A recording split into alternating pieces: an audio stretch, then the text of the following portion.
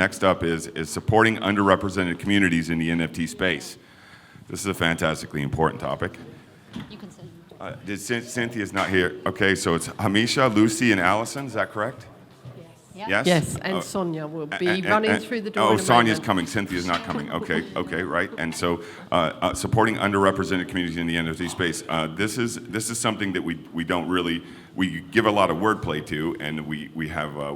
I think that we may be underserved in handling it. I'm an openly bisexual person, and as a person who's 57 rather, that has been a challenge my entire life in working with students, being in the aerospace industry. And now here we are in the future, and what you get to talk about today is like if we're creating Web3, we all get to have a place in it, and a place at the table. Thank you. Okay, thank you. Thank you, and Soniya will come and join us in a moment. So thank you for being with us today. What we're going to do, we've got 25 minutes, and we hope that you all will leave with some ideas of what you can actually do next to continue to ensure that this space is as diverse as we were just hearing about. So we're going to kick off, and we're going to do a bit of an introduction to each of us, and we're going to do the who we are, what we do in Web3, and what's our passion about Web3. Then we're going to unpick a few questions between us. Yes? So do you want to go first? Sure. Yeah, that's working, great. So hi, I'm Hamisha. I'm one of the co-founders of Gold Bangle Club, a new community to bring more women, and particularly those from a South Asian background, into the Web3 space. I guess in terms of how I ended up in the space, it all started when I was gifted a World of Women by my husband, and essentially, I loved what it represented. I loved the visual aspect of NFTs, and then I essentially started exploring it more and tried to understand the technology. But evidently, as many of us in this room have probably found, there weren't very many women, and even fewer from a minority background. Yeah. Thank you. Brilliant. Okay. Do you want to go next? Hi, I'm Lucy. I am a co-founder of a Web3 creative agency for talent and brands. So my background is I used to work at Atlantic Records and ran a label under Warner, also in artist management. And we focus on bringing people with larger audiences and following into the space in the most organic way that sometimes they don't even know it's NFT related. So yeah, we're all about onboarding the masses. Did you want me to talk about what excites me about Web3 as well? Sure, Okay, go for it. And Web3, what excites me? I think it's the access to various different technologies that can be used in really important and meaningful ways. I'll go into it a bit later, but there's various different projects that I think do amazing work and can use blockchain to access different communities and access different means and things like that. So that's what excites me. Perfect timing. And hello, Sonia. We did tell everyone you would be here, rushing in. So do you want to just tell who you are, what you do in Web3, and what's your passion about Web3? Absolutely. Let me first start by apologizing. There was a death in the family, so I had to take care of some things. I am Soniya. I'm the founder of Orbis 86. On our impact arm, we have a project called Orbis 86 World of Wings. And what we're trying to do is just band together to build a more equitable and accessible Web3 world. In tech, for example, we know that the balances are skewed. So in US alone, 25% of the tech workforce are females. Even though the world population, we have 50% females. In tech, only 25% of the tech workers are females. And out of this 25%, 3% are Asian, 2% Blacks, 1% Latina. So we can see that the tech ratios are already skewed, and I see Web3 following the same pattern. So what we really want to do is try to build a place where Web3 really becomes an opportunity provider to the underrepresented populations from the past few decades. Because we know that the chasm has been broadening all the time, and I feel like Web3 has the power to actually narrow the chasm and close the gap. And we want to be at the forefront with these beautiful ladies here and everyone in the room to help take Web3 to the masses. Brilliant, thank you. So I am Alison Alexander. I'm the co-founder of Mehta Campus and Director of Ethics and Social Policy.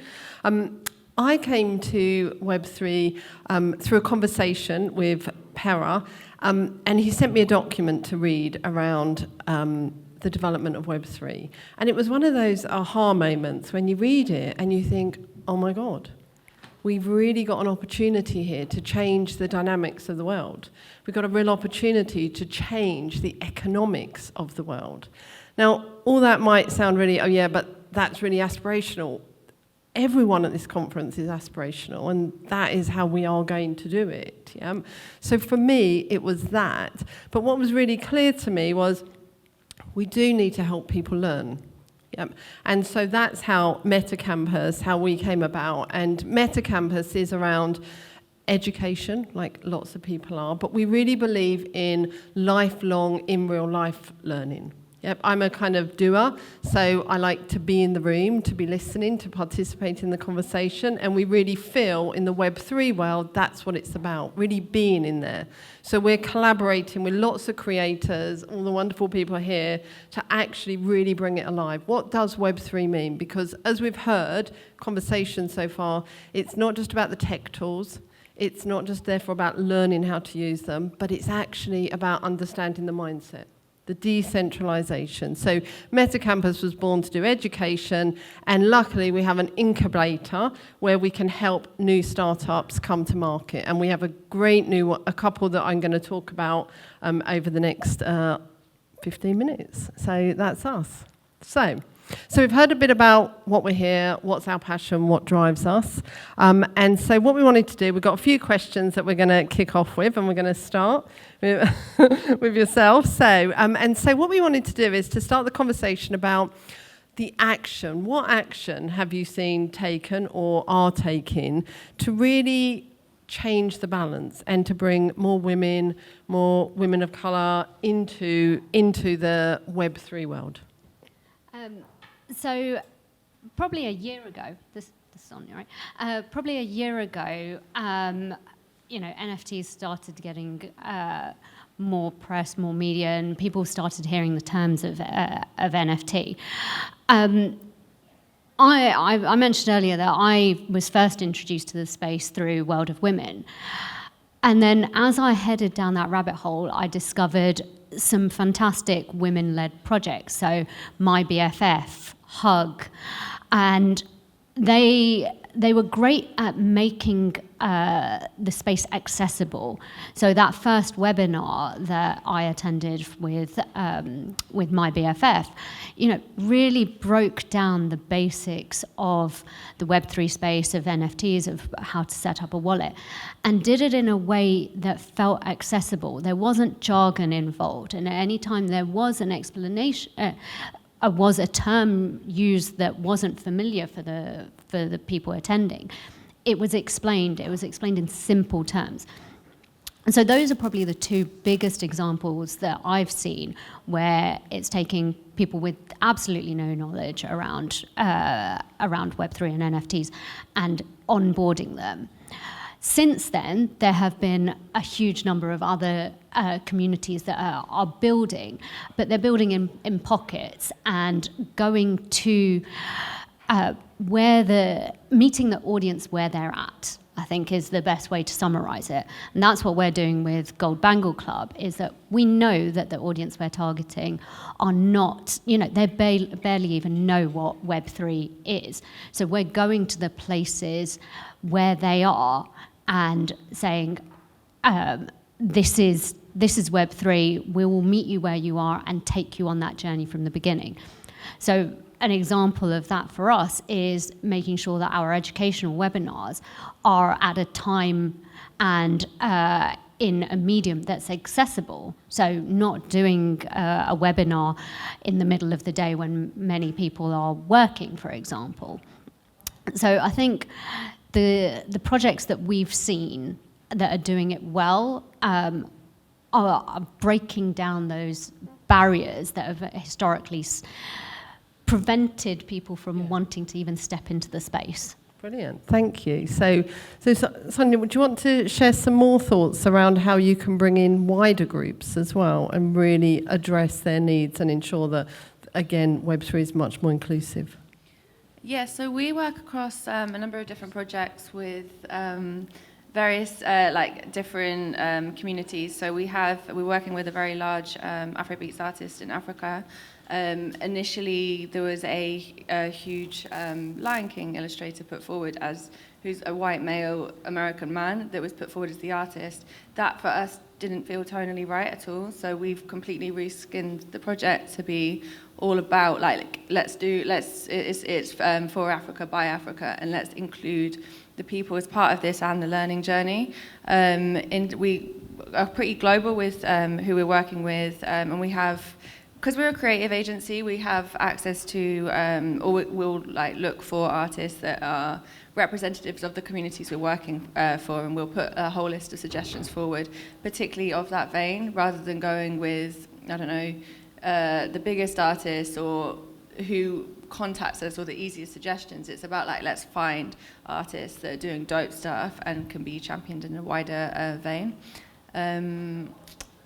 Sorry, I think I've skewed off the question. No. Slightly, but It was just about it's about examples of Yes. what you're doing to bring Yeah. wider groups in. So Okay. so perfect, yeah. Perfect. So thank you. And she's got S, so I was thinking Sonia, and it's Lucy. Sorry. So we have all, and we all know from the work that you've just told us that we know the greater the diverse input, the more productive something is going to be, or successful. And that will be more successful because of the audience feel that they see themselves. So, Sonia, I'm wondering if you can share with us a bit more, what you're doing around that wider aspect as well. Sure. Let me ask this question to the room, right? How many of you here have been in the NFT space for over a year now? That's good. We have a lot of OGs and degens here. So for the few who haven't been in the space for a year, how many of you come to conferences like this to learn more about the space and to get more information? And even those who have been around for a year, let me ask that. Okay, almost everyone, right? Do you think that the conference ticket pricing makes it accessible? Definitely not, right? So if you're talking about Web3 being the great equalizer, how will that happen when access to education itself costs you a minimum of $300,000, $500,000? The poorest country in the world, which is in South Africa, the average annual income of their citizens is around $330 a year. That's what their average citizen makes in a year. Imagine if you go to them and tell them that, hey, Web3, it's going to change your life. It will make you a millionaire, but you have to pay $300 to go and attend a session to get to that. That doesn't happen. So what we are trying to do is, through OWOW, we are creating this ecosystem where we can take people from a journey of being Web3 uninformed to Web3 curious to Web3 empowered. And for me, Web3 empowered means they are in a place where they are making a living from Web3.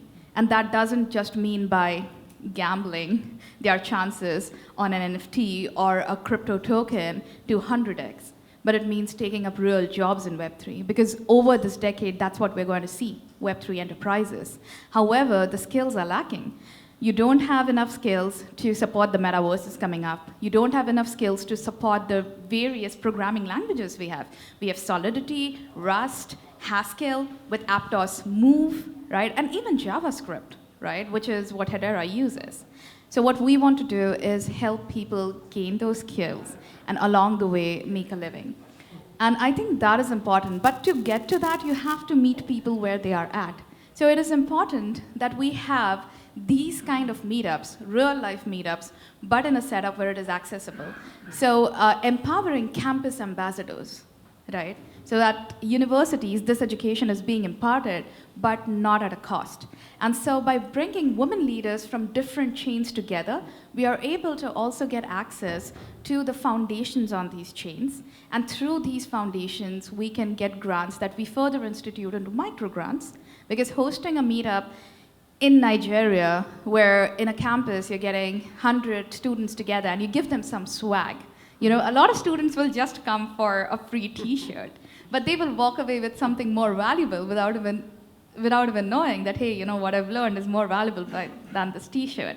And that's going to cost you like $50, right? So that is how we want to make education fun and accessible, and then eventually take them on a journey where on our platform we will be creating like a Fiverr for Web3.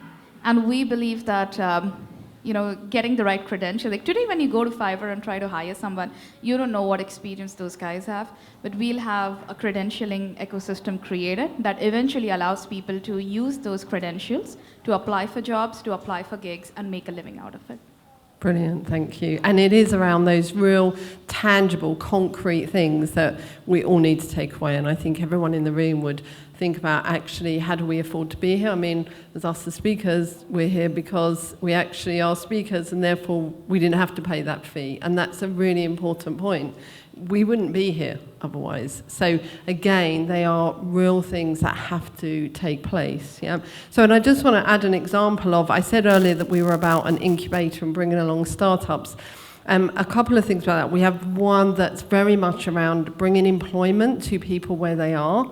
So we have one called Dustbusters, and it's about actually helping people. We've heard today, I think the panel before, somebody was saying they've got thousands of NFTs, and some of them are just sitting there as NFTs. And actually what Dustbusters is doing as a company, its proposal is that it gathers up the dust sitting in people's wallets that they're not using, and therefore it then provides employment to people in different places so that then they can do the job of trading. It can teach them how to be traders from their country, and they can then trade. And therefore the original owner gets a payment for they've given them, but not the whole value, and the trader earns from doing that as well. And again, it's about, I think all startups need to be thinking about what is it that they can do to address this challenge that we all start, and all of us have said our passions are around Web3 is about equalising the world. Web3 has so many opportunities. So if that's the case, we need to be ensuring that all startups, as they come forward, they have a social element. And again, we heard that about it can be a social element to pay to a charity, but it's just about what tangible things is it doing. We have another startup called I Am On Chain, and we're taking advantage of the 3-4 digit identity that people want to actually get people to buy the I Am On Chain 4-digit identity and use that money to address modern slavery. And so it's about finding tangible projects that we can do. So we've heard of a few. So carrying on with that theme, you absolutely come from two industries like finance and management consultancy, which are, I'm going to say, very male-dominated. So I'm just wondering, some thoughts about, again, because it's women in finance, women in management we need in Web3, a couple of concrete thoughts of what people can do differently? Yeah, so I think one of the things with Web3 that I had really inspired me to get involved is having been in finance and consulting, where, like Alison said, it's very heavily male-dominated, is those industries have evolved over years, and that is one of the reasons why, in the real world, trying to change that dial on diversity is really challenging. One of the things that we have the opportunity to do with Web3 is get that diverse thinking from the outset. You know, we're all early adopters here. Web3 is still in really early stages. So if you get more women, more people from minority backgrounds, neurodiverse people, LGBTQIA, if you get that broadness of thinking, and I like to use the term cognitive diversity,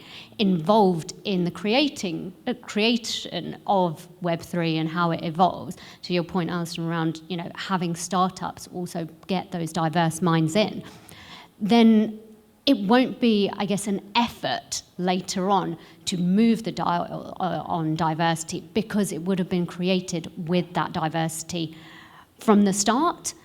But obviously we have ended up, we've progressed a bit in Web3, and it is still very, male-dominated and a bit homogenous. But there's still scope to change that right now. And the more kind of accessible we make these kind of forums, the education, the more we'll bring people on that journey at the start. I think it's a real opportunity in Web3 to not kind of go so far down the path before we've got that diversity in place. Brilliant. So I'm going to ask you guys if you want to add to that as well, as we have got like 3 minutes left. So Soniya, Lucy, what's some of your further concrete advice? So folks, how many of you know about London Blockchain Week being hosted? London Crypto Week. We have Token for 2049 next week, and around Token 2049, we have a whole week of side events. And the side events are free to attend. So what is important is, if you have a friend who can't afford to get to a conference, right? Again, we are talking about supporting people. Obviously I work in the areas where we're trying to support demographics that are underrepresented. But just because someone is white also doesn't mean that they come from a place of privilege. So literally anyone that you can help, the biggest thing that you can do for them is to get them to be there, right? And if you are in a position where you can sponsor a ticket for someone for Token 2049 or London, NFT.London, bring them along with you, because if they are like a sponge and they can absorb all the information, right, they could even walk away with making some good concrete connections to help them further their journey. But also, if you can't go and sponsor tickets, the least amount of action that you can take is even gathering information about these free events and dragging a friend along with you, right? Telling them that, hey, this is something that could change your lives. Come join me on this journey. So at the very least, this is like a very concrete action that you guys can take. Keep a tab on all the free events and webinars that happen, and people that you think about your janitorial stuff and their kids. Their kids are probably the ones who can easily grab onto all of this information, but they don't even know about it because, unfortunately, their parents are not talking about these things. So if you have that knowledge, bring them on this journey with you. Perfect. So, Lucy, over to you. I was just going to say, we're actually hiring at the moment. So if you do want opportunities in Web3, then please do come and speak to us, because we are looking to represent underprivileged communities and females and championing them. So, and we will, even if you feel you don't know a lot in the space, or you feel that you know loads, we're obviously happy to teach you up and things like that. So yeah, come and speak to us. Perfect. And the thing that I would add is always look around at who you're spending your time with, who you're talking with, and then see if they reflect you. If they're your echo chamber, then go out and find other people to bring them in. And when you brought them in, make sure that they also can have a voice. So we are going to stop. We were going to give a round of just how you can contact us, but if you look on the app, press on our session, you can link with all of us on our Twitter and our LinkedIn, and you can even claim our NFTs. So there we go. Thank you very much, everyone, for coming. Thank you, everyone. Thank you very much.